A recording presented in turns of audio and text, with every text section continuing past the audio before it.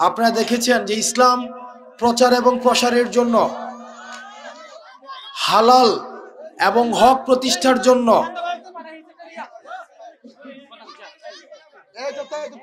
আপনারা দেখেছেন একটা দীর্ঘ সময় আমাদের আলেম ওলামাদের মুখের সামনে থেকে মাইক টেনে নিয়ে যাওয়া হতো। আপনারা দেখেছেন মসজিদ সভাপতির কথা যদি অপছন্দ হয়, হুজুর খুতবা কোনটা দিবে সেটা নির্ধারণ করে দিত মসজিদের সভাপতি।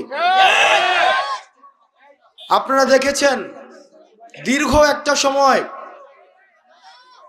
হুজুরদেরকে দাড়ি ধরে টেনে টেনে টেনে টেনে হচ্ছে কারাগারে বন্দী করা হতো, শুধু হালাল এবং হকের কথা বলার কারণে। যারা ইসলাম প্রচার করতে গিয়েছে তাদেরকে ধরে ধরে জেলের মধ্যে আমাদের এই ফেসিবাদী সরকার তাদেরকে বন্দী করেছে। আপনারা দেখেছেন 5ই মে শাপলা চত্বরে আমাদের যারা আলেমগণ রয়েছে তাদেরকে রাতের অন্ধকারে তাদেরকে পশুর মতো তাদেরকে হত্যা করা হয়েছে। এবং সেই দিন আমরা একজন মন্ত্রীকে বলতে শুনেছি যে 1 ঘন্টার মধ্যেই নাকি শাপলা চত্বর সাফা। আল্লাহ জালেমকে মজলুমের যে দোয়া এবং যে আল্লাহ আমাদেরকে যিনি সৃষ্টি করেছেন, একজন মজলুমের এবং দোয়া এবং হচ্ছে সৃষ্টিকর্তার মধ্যে কোনো পর্দা থাকে না। আপনারা দেখেছেন সেই দিন সেই মন্ত্রী কি দম্ভক্তি করে বলেছিলেন 1 ঘন্টার মধ্যে আলেমদেরকে আমরা সাফা করে দিয়েছি। আজকে বাংলাদেশে যারা এই দম্ভক্তি করেছে তারা বলেছিল শাপলা চত্বর থেকে 1 ঘন্টার মধ্যে সাফা করেছে, কিন্তু আপনারা দেখছেন তাদেরকে বাংলাদেশ থেকে 45 মিনিটের মধ্যে সাফা করে দেওয়া হয়েছে। এই বিষয়টা সুসম্পন্ন করার ক্ষেত্রে আমি আমার জায়গা থেকে সর্বোচ্চ সহযোগিতা করব। আলহামদুলিল্লাহ। বাকি যে কাজটা রয়েছে আমরা প্রত্যাশা করি খুব দ্রুততম সময়ের মধ্যে ইনশাআল্লাহ আমরা এই কাজটাকে শেষ করতে পারবো। আর আপনারা এখানে যারা আছেন অধিকাংশ মানুষ হচ্ছেন আমাদের আশেপাশের গ্রামের, কেউ হচ্ছেন আমার বাবার বয়সের, কেউ আমার বাবার সাথে চলাফেরা করেছেন, আমাদের চাচাদের সাথে চলাফেরা করেছেন, কেউ আমার দাদার বয়সের, আসছি আজকে অনেকে আমার দাদার কথা বলছিলেন। এই গ্রামের সবাই আত্মীয়, কোনো না কোনোভাবে সবাই আত্মীয়। রফিকুল ইসলাম মাদানী সাহেব উনি আসছেন। আমি আপনাদের কাছে 2টা জিনিস অনুরোধ করব আপনাদের কাছে। 1 নম্বর বিষয় হচ্ছে, আমি যেহেতু এখানে আমার জন্ম এই গ্রামে, আমি এই গ্রামে মাঝে মাঝে, যদিও আমি দেবিদ্বারে বড় হয়েছি, ক্লাস 2তে আমি বাসায় দেবিদ্বারে চলে যাই, কিন্তু দুঃখজনক বিষয় একটা এই গ্রাম সম্পর্কে বা আশেপাশের গ্রাম সম্পর্কে, সেটা হচ্ছে যে আমরা পড়াশোনার ক্ষেত্রে আমরা এই গ্রামের মানুষ বা আশেপাশের কয়েকটা মানুষ অনেক বেশি পিছিয়ে আছে, অনেক বেশি। সেটা হতে পারে কয়েকটা কারণে।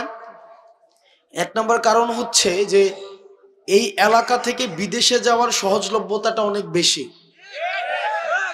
এটা ইতিবাচক যে মানুষ কর্মসংস্থানের জন্য মধ্যপ্রাচ্যে যাচ্ছে। আমার বাবা গিয়েছেন এবং এখানে যারা আছেন আমাদের এই যে আমরা অর্থনৈতিকভাবে তুলনামূলকভাবে অন্যান্য এলাকা থেকে আমরা স্বাবলম্বী, এটা ঠিক, কিন্তু শিক্ষার ক্ষেত্রে আমরা অনেক বেশি পিছিয়ে আছি। আমি কিছুদিন আগে শুনেছি যে আমার যে স্কুলটা রয়েছে হাই স্কুল, সেখানে পাশের হার এটা অপ্রত্যাশিতভাবে কম। সারা বাংলাদেশে যেখানে এখন শিক্ষাক্ষেত্রে মান অনেক উঁচু, সেখানে পাশের হার অনেক বেশি কম। আমাদের গোপালনগরে আরেকটা মাদ্রাসা আছে, সেখানেও অপ্রত্যাশিতভাবে পড়াশোনার মান খুব বেশি উন্নত নয়।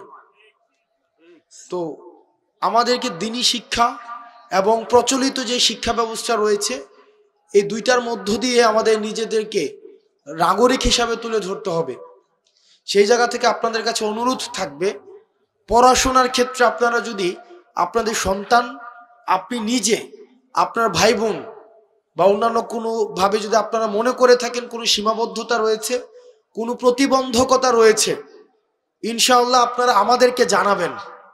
এই গ্রামে অসংখ্য মানুষ আছে, অন্তত 5টা শিক্ষার্থীকে অর্থনৈতিকভাবে আজীবন পড়ানোর ক্ষমতা সম্পন্ন মানুষ আছে। আমি অন্তত আপনারা আমাকে জানাবেন যে আমার ছেলেটা পড়তে চায়, আমার ভাতিজাটা পড়তে চায়, সে আমার বোনটা পড়তে চায়, আমার নাতিটা পড়তে চায়, কিন্তু আমরা অর্থনৈতিক সীমাবদ্ধতা বা পারিপার্শ্বিক সামাজিক প্রতিবন্ধকতার কারণে আমরা সেটা পারছি না। আপনারা আমাদেরকে জানাবেন, আমরা সেটার যথাযথভাবে, আমরা সমন্বিতভাবে, যারা আছেন এখানে আমাদের সোহাগ কাকা আছেন, এখানে অসংখ্য মানুষ আছেন, এই নাম মেনশন করলে আমার অনেক, এটা লিস্ট হয়ে যাবে, আমি নাম মেনশন করতে চাচ্ছি না। আমরা সহায়তা করবো ইনশাআল্লাহুল আজিজ। কখনোই যেন মানে আপনাদের আর্থিক কারণে পড়াশোনা যেন না থেমে যায়। 2 নাম্বার বিষয়, এটা অনেকের হচ্ছে পছন্দ হবে না এই কথাটা, আমি জানি এখানে অসংখ্য মানুষ আছেন, এটা আপনাদের পছন্দ হবে না।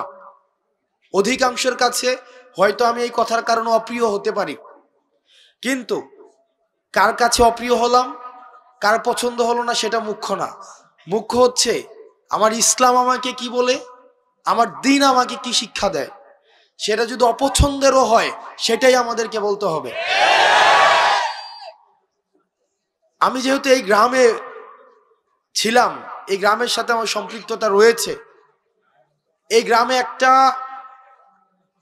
এক ধরনের অর্থনৈতিক বিনিময় প্রচলিত রয়েছে, যেটাকে আপনারা নাম দেন পত্তন।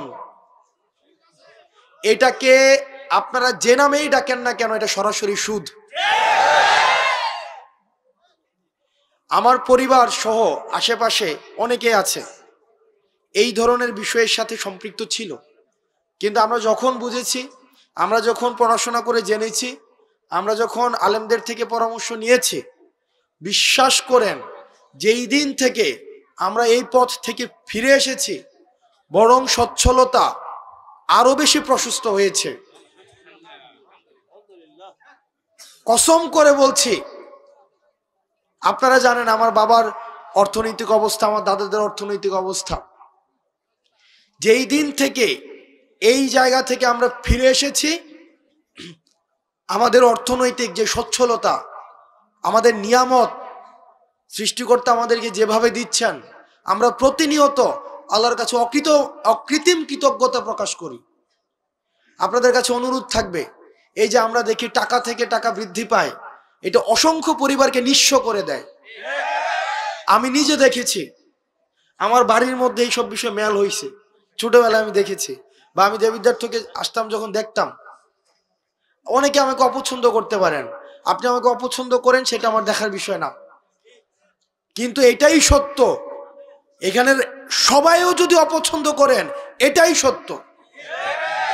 এবং সুদের বিরুদ্ধে আমাদের একটা সামাজিকভাবে এটাকে প্রতিরোধ করতে হবে। আমরা আল্লাহর আইন চাই, সুদ মুক্ত সমাজ চাই। আল্লাহর আইন চাই, সুদ মুক্ত সমাজ চাই। সুদ মুক্ত সমাজ চাই, আল্লাহর আইন চাই।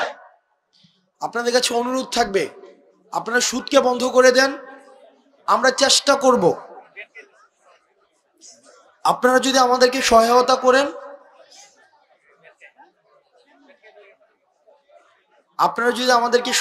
করেন, আমরা আমার জায়গা থেকে চেষ্টা করব সামাজিক যেই ঋণকে সহজলভ্য করা,